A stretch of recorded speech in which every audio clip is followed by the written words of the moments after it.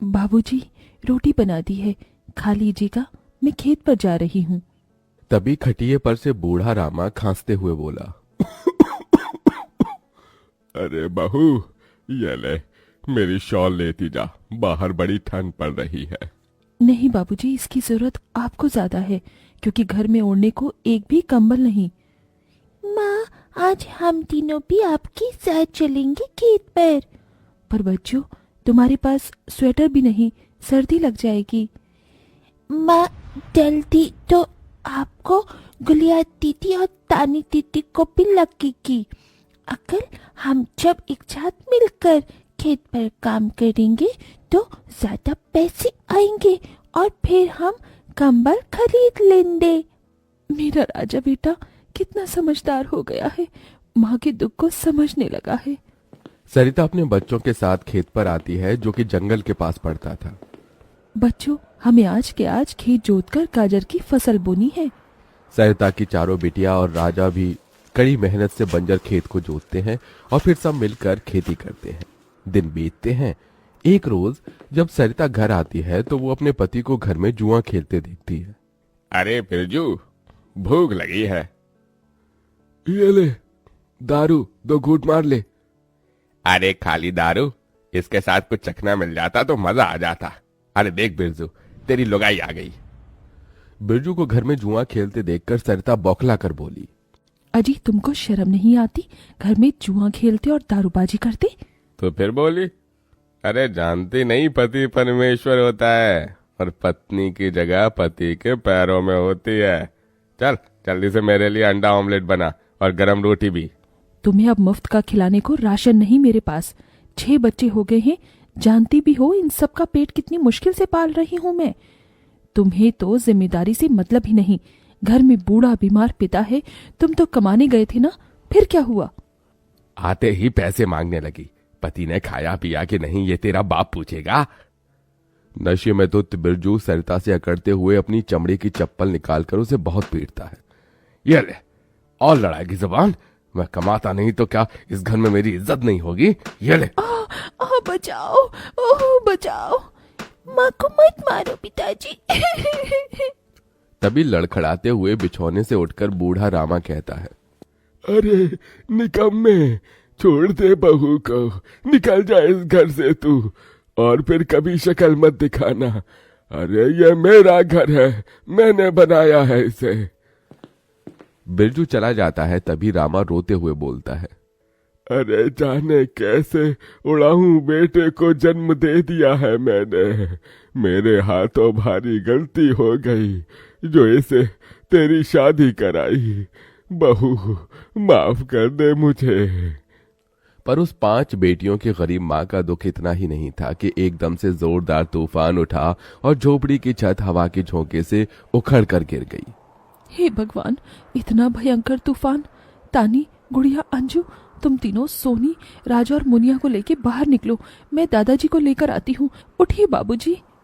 नहीं बहू, तू जा, मेरा समय आ गया है। तुझे उन 5 बच्चियों की सौगंध, तेरे बाद उन्हें देखने वाला कोई नहीं। जा बहू, जा। सरिता के बाहर निकलते ही पूरी झोपड़ी गिर जाती है। सरिता छाती पीट पीट कर रोने लगती है। बाबूजी। अरे कैसा निर्दयी है रे तू ऊपर वाले! क्या मिला आखिर, क्या मिला तुझे मेरा घर उजाड़ कर? तू खुद तो अपने घर में सो रहा है और मेरी 5 बेटियों को बेघर कर दिया। जवाब दे, तू बोलता क्यों नहीं?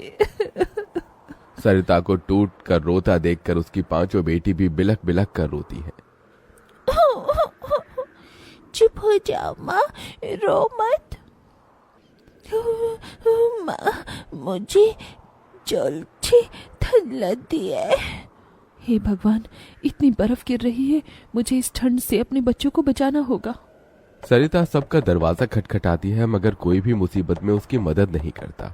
हार कर वो अपने जंगल वाले गाजर के खेत में आ जाती है और सब रात भर ठंड से कांपते ठिठुरते हुए बीतती है। माँ, बहुत भूख लगी है। हाँ माँ, मुझे भी भूख लगी है। तभी सरिता की सबसे बड़ी बेटी तानी खेत में देखती है जहाँ लाल लाल गाजर उगे थे। देखो माँ, हमारे खेत में तो गाजर तैयार हो गए हैं। फिर तानी अपने सभी भाई बहनों को गाजर तोड़ कर देती है। ये लो मेरी बहनों, गाजर खा लो। अपनी बेटियों को ठंड में ऐसे देख उस गरीब माँ का मन अपार दुख से भर जाता है। अपनी इस गरीब लाचार माँ को माफ कर देना बच्चों, तुम्हें ये ठंड भोगना पड़ रहा है। तभी एकदम से दिन का माहौल रात सा हो जाता है और तेजी से बर्फ गिरने लगती है। बाप रे बाप, एकदम से इतनी ठंड, ऐसे तो बिना घर के हम बच नहीं पाएंगे। तभी सरिता अपना आंचल उन पर उड़ाती है, मगर बच्चे थरथरा उठते हैं कि एकदम से गुड़िया कहती है, माँ, तानी दीदी, हम अपना घर बना सकते हैं। मगर कैसे बिटिया, हमारे पास पैसे भी तो नहीं। माँ देखो, हमारे खेत में कितने सारे गाजर उगे हैं, हम इसी से अपना घर तैयार करेंगे, पर हम सबको साथ मिलकर मदद करनी होगी। राजा बेटा, जब तक कि हम गाजर घर तैयार नहीं कर लेते, तुझे अपनी छोटी बहनों का ख्याल रखना होगा, रखेगा ना? हाँ माँ, रखूंगा। सरिता आग जलाकर अपने दोनों सबसे छोटे बच्चों को उसके पास बिठा देती है और खुद अपनी चारों बेटियों के साथ उस भयंकर ठंड में गाजर घर बनाने लगती है। अंजू, सोनी, गुड़िया, तुम दोनों मुझे और तानी दीदी को गाजर तोड़ तोड़ कर दो, हम घर बनाते हैं। ठीक है माँ।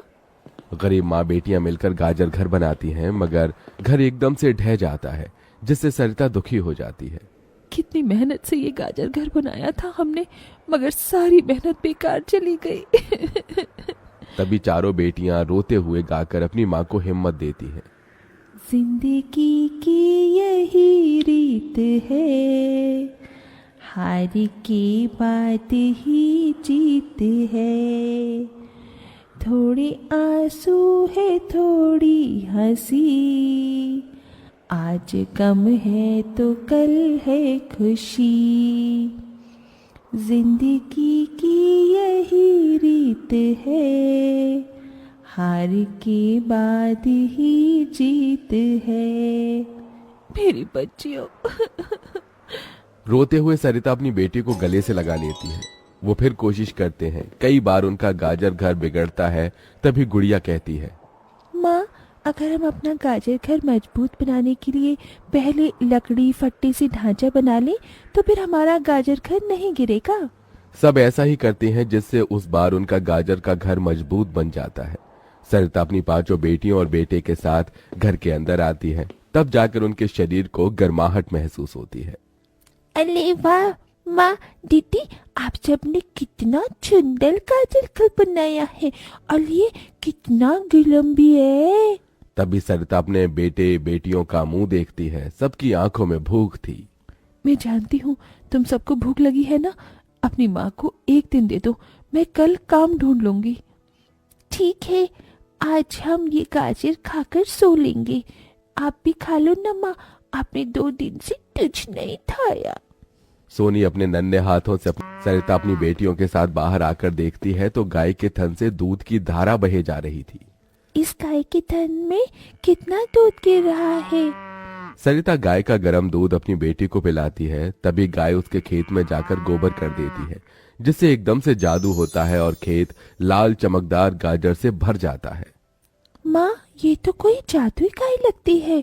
देखो, हमारे खेत में कितने गाजर उगाए। हाँ गुड़िया, मैं जादुई गाय हूँ। मुझे वरदान प्राप्त है, जिस भी बंजर खेत में मैं गोबर करूंगी वो फसल से भर जाएगी। मैं इससे पहले भी तुम्हारे खेत में आई थी। इसका मतलब गौ माता, आपकी वजह से उस वक्त भी मुझ गरीब के बंजर खेत में गाजर उगी थी। आपका कोटि कोटि धन्यवाद गौ माता। माँ, तुम काम ढूंढ रही थी ना, अब मैं ढूंढना। तुम तो कितना अच्छा गाजर का हलवा बनाती हो, और गाय के दूध से खोया, घी, दूध सब बनता है। तुम हलवा बनाकर बेचो। सरिता उस गाय के दूध से घी खोया तैयार कर लेती है और गाजर का हलवा बनाकर बेचने लगती है, जो कि लोगों को खाने में स्वादिष्ट लगता है। उसकी अच्छी कमाई होती है, जिससे उसकी आर्थिक स्थिति ठीक हो जाती है और वो गाय उसके गाजर घर के बाहर बंधी खेत के गाजर और घर दोनों की पहरेदारी दिया करती।